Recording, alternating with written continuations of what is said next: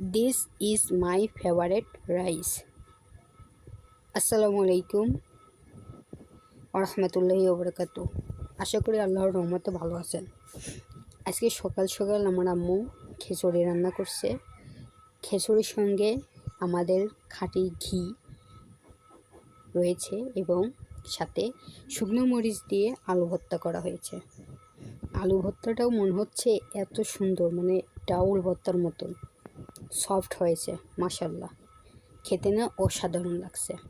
আর এই ভাত, এই রাইস আমার কাছে এত পছন্দনীয়। দীর্ঘ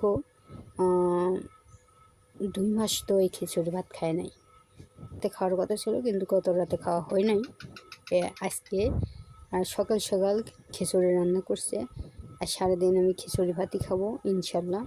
তো খিচুড়ি ভাত আর আলু ভর্তার সাথে ঘি এবং পেঁয়াজ খেতে এত ভালো লাগে, অসাধারণ। তো গাইস, আপনারা যারা আমার ভিডিওটি নিয়মিত দেখে থাকেন অবশ্যই পাশে থাকবেন।